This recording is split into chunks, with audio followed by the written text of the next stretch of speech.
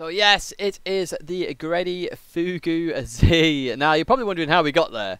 So I went through every single car in the game and came up with a list of 5 cars. Now we have tested these cars in lobbies, and they were the Audi TT Group 4 car, the Lamborghini Group 4 car, a car you're probably not aware of, the Daihatsu Vision Gran Turismo car. We then have the Mazda Roadster Touring car, which is used in nearly every league known to man, and then we have the Gredi Fugu Z. So we are a first initial test. It literally eliminated the Group 4 cars straight off the bat, so they disappeared, and we were left with 3. Now we did a vote. I also asked for feedback in Discord, and the Daihatsu came out as it promotes and does have very good racing in them, because if you hit each other, you don't go anywhere. You just stay on the circuit. You can get 4, 5, 6, 7 wide in those cars quite happily. But the key factor I found with the feedback, and I can sort of see it as well, is it's not very rewarding to drive. So that was then kicked into the bin. So we were left with 2 cars then, the Mazda Roadster Touring car and the Gredi Fugu Z. So the problem here is the Mazda is used in so many leagues, and I like to do stuff differently to everybody else, so that was sort of one in favour of the Z. Now, the problems were that there's potential of more carnage with the Gredi Fugu Z, mainly because of weight transfer, which we saw in Mini Madness, and the fact it doesn't stop as well as the Mazda does, the touring car. So I sort of took it on myself to do a bit more testing in the background to try and bring that Fugu Z towards the Mazda a little bit, and the feedback was as well that you know, the Mazda is used a lot because it is a good car to race. You know, it does give good community championship racing, but as other people said, it's used so often, and the Fugu Z might be different, and it might be rewarding to drivers to learn to drive, because this is what the channel's about. I said that in the channel video the other day. So I took the car out, the Z basically, and I took it out and I tried lots of different settings. So the settings are still to be finalised, but I think I've got a setting where it still has a little bit of oversteer, still has a little bit of understeer in there, but it stops better, and overall it promotes better community racing with that. So obviously the settings of the car will be announced shortly. To give you an idea, I think it's going to be around 95% power and 90% weight. That is where I'm roughly at the moment. And the tyres being used are racing intermediates. I've stolen that one from Lewis, that idea. It actually works out quite well.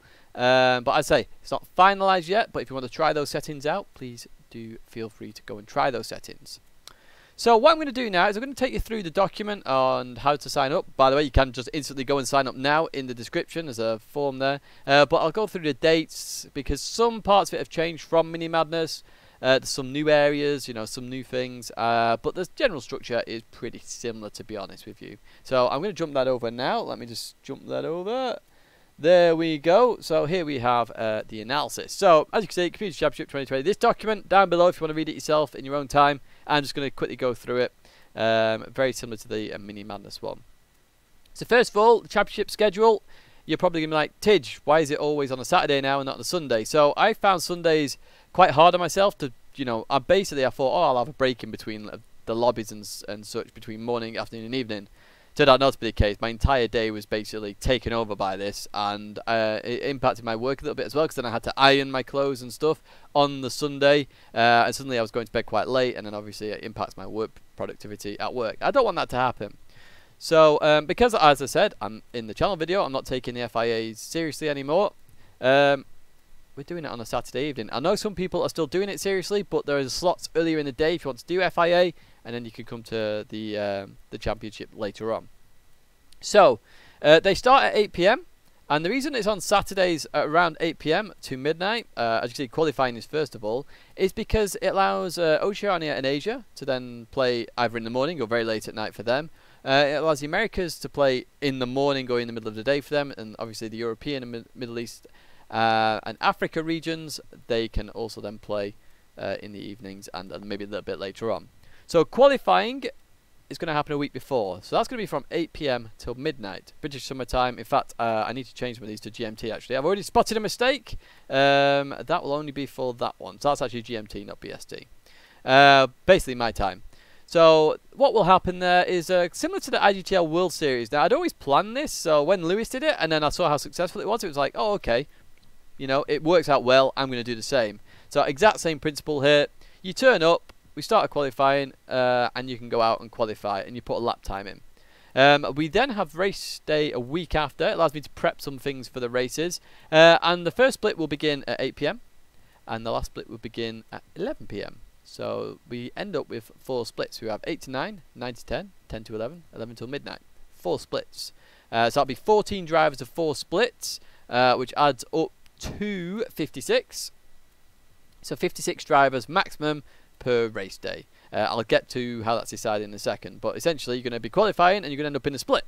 And when you're in that split, that is the split that you'll be racing in. And you'll be amongst similar level drivers. So you've got a chance of winning races on stream and not having to worry about maybe aliens being in that lobby and dominating it. So that is the reason why we're doing that. As you can see, they are the provisional dates there. So we've got late June, middle of July, middle of August, end of September, middle of October, and middle of November. So 6 rounds there, and they're all labelled the same. As I said, that should be GMT because we'll have changed time zones again. Just for those that aren't aware, the UK do change time zones depending on the season, so that will change. And I put a note in there so you know they can change depending on world tours and also personal circumstance. You know, if suddenly there's like a wedding somewhere, or whatever it might be, or a surprise birthday party, I might have to change it. But you know, that it is what it is. So entry requirements: what do you need to be, or what do you need to be able to do to enter? So you should be able to attend at least 4 of the 6 rounds, and that's just so that we have a decent championship, and somebody just doesn't attend 1 round and that's it. Now last year we had quite a few people who did that. I'm going to be more aware of that of this year. So if you do that in this year's championship without a decent reason, then you will not be allowed to enter any future community championship, or at least the next one anyway, because it's unfair on those drivers who want to compete. So if you make 1 race and they were a reserve driver and then suddenly you stop, well then that's not fair on them because they wanted to enter that. They've entered all the other races. Not fair. So just keep that in mind. Obviously if your date changes because of me and you've originally said on the form, because on the form I asked which dates you want to attend, then that's fine. You know, that it is what it is. But I just don't want somebody turning up for 1 round and that's it because they don't do very well or they suddenly don't like it. Go test the car, go have a feel for it, and then, you know, sign up. So DR requirement is C. You can see that on the document here. DR requirement C. SR requirement S, as always. So that has gone up from a D, and that's because we found that driving, you can instantly get a D as a driver rating. And actually, I didn't realise that. I thought it was E. So we've now put it to this level of C. So you need to have at least had some race experience and done reasonably okay initially to get into a C category, and then you can join the community championship. If you're still in D, I recommend you go watch your driving schools, really focus on your driving, and even if you just watch some of the driving schools, the main ones, braking, accelerating, you will be able to get up to C and then join in the community championship. Obviously you've got to own the car. That's also a big thing here. So you can use the entry form. Obviously it's purple in here because I have to try it out. And the last time you can enter is the 30th of September. And the reason for that is so you can enter all the rounds, basically. In fact, no, that's wrong. That's the wrong date. It's not September. What am I doing? It should be end of July.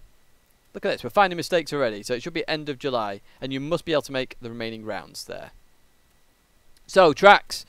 Yeah, I've not sorted out the tracks yet. Obviously, we don't know what's coming in Gran Turismo, and I want to make sure the car settings are perfect for those tracks. So they're all to be confirmed.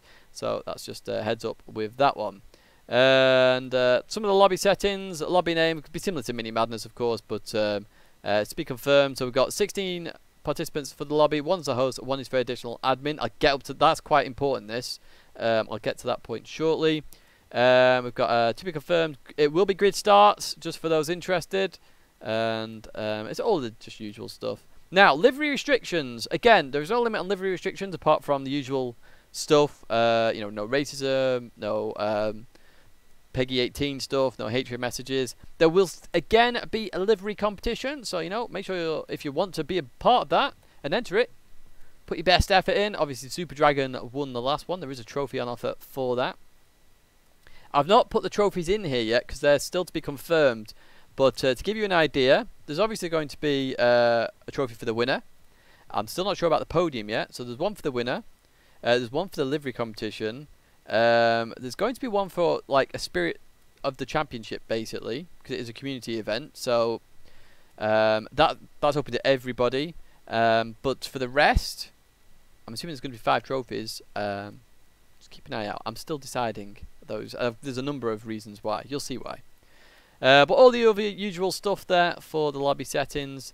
A boost was up here somewhere. Where's boost? Boost, I'll put to be confirmed. It is going to be off, just FYI. Slipstream, I have not decided on that yet. Not decided. Damage is off. Obviously, tyre and fuel definitely off. I don't deal with that stuff. It's stupid. But yes, that is that. So you may practice as much or as little before a race, similar to last time. But on race day, like last time, there'll be a 15-minute practice session. That's all 15-minute-ish. And we do broadcast with that practice. Now, qualifying, this is where we get to the juicy stuff. Qualifying will be ran the week before the race. I explained that earlier on. This is so we can do the splits. The fastest drivers will end up in split 1, and we will continue through to split 4.